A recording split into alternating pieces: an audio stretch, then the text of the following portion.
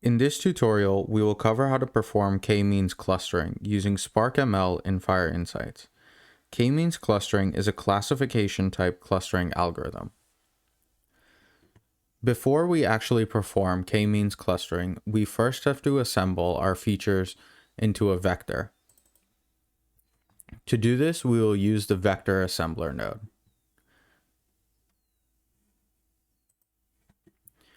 After we assemble our features into a vector, we then want to split our data into a training and testing set. We can do this using the split node.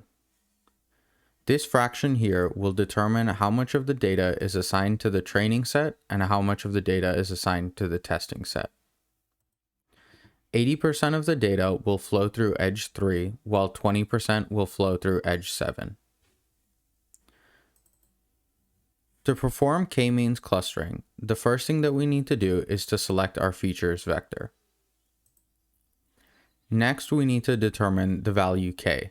This is the number of clusters that will be created when we perform the clustering. Next, we have a few more options. These are more advanced options, which if you want to learn more about, you can check some of the tooltips here. The seed here is especially important. K-means clustering will provide slightly different results on each run.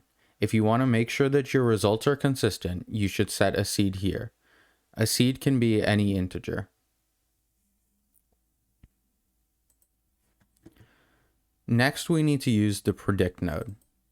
This will take in the output from our k-means clustering node and the testing set from our split node, and make a prediction using the model. Then we also need to print out our predictions. This we can do simply using the print nrows node. Now we can run this workflow. Here in the execution page, we can see that the first output is our first print node. This is just a printout of our raw data. Next, we assemble our features into a vector.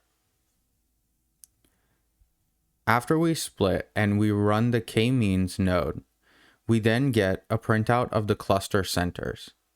This is the center point of each cluster of data points.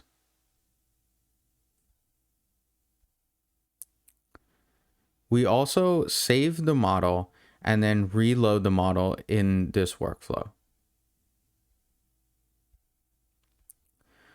Once we print out our final clusters, we find that we also have a new column called prediction here. These numbers in this column represent which cluster each of the data points has been assigned to. The clusters start at 0. So since we chose 3 clusters, we have cluster 0, cluster 1, and cluster 2. Thank you for listening.